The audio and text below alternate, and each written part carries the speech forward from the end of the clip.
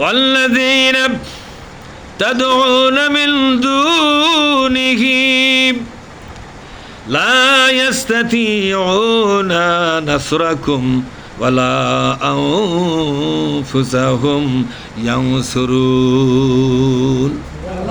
আল্লাহ পাক বলছেন, এটা হলো সূরা আরাফের 187 নম্বর আয়াতে আল্লাহ বললেন,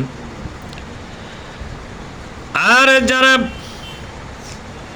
ডাকতেছে আল্লাহকে বাদ দিয়া এই মূর্তিগুলোর কাছে তাদের ভাগ্য বদলের জন্য আবেদন করে, জান্নাতে যাওয়ার জন্য আশা করে, যারা যুদ্ধে জেতার জন্য মূর্তির কাছে ধর্ণা দেয়, বিভিন্ন উন্নতির জন্য, বিপদ থেকে বাঁচার জন্য মূর্তির কাছে ধর্ণা দেয়, অথচ যে কোনো প্রয়োজনে ডাকা লাগতো কাকে?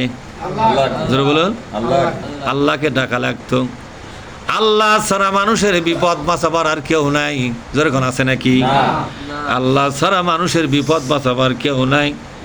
মানুষের যা প্রয়োজন আল্লাহর কাছে চাইতে হবে।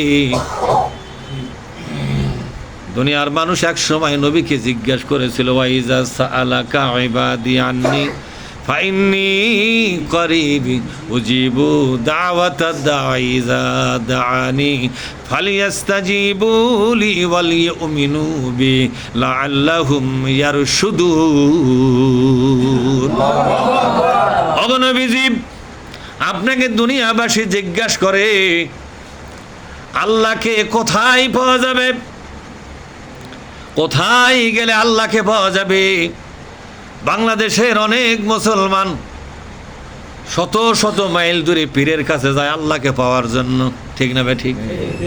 কোথায় যায় কোথায় না যায় আল্লাহকে পাওয়ার জন্য।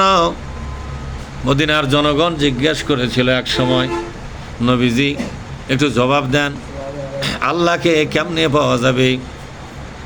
এবার বলা হলো, নবীজি আপনি জবাব দিয়ে দেন, ফাইন্নী করিব, আমাকে খোঁজার জন্য দূরে যাওয়া লাগবে না, সব মানুষের খুবই কাছেই আমি অবস্থান করি।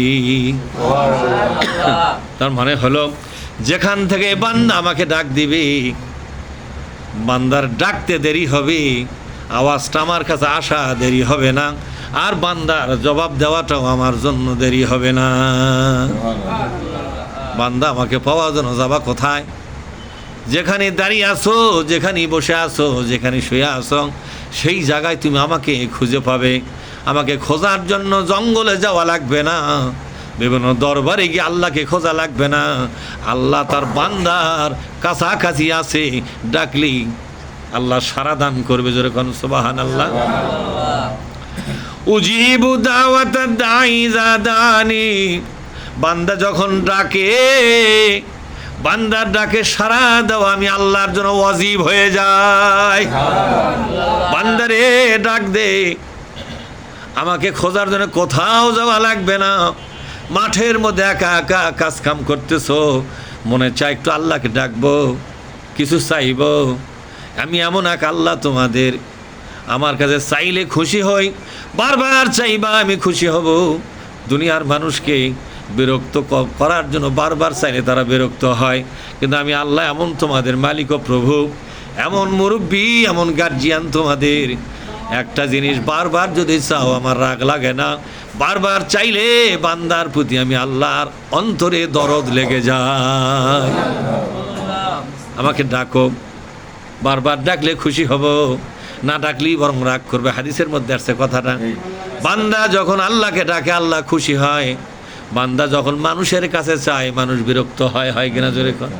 সকালে চাইলে বিরক্ত হবে, বিকালে চাইলে বিরক্ত হবে, এক সময় বলেই বসবে এত চাওয়া লাগে নাকি, ঠিক না? এত কি চাওয়া লাগে? কিন্তু আল্লাহ কি বলে, তুমি বারবার চাইবা, আমি বারবার শুনবো, আমার বিরক্ত লাগবে না। সুবহানাল্লাহ। কথাগুলো কার?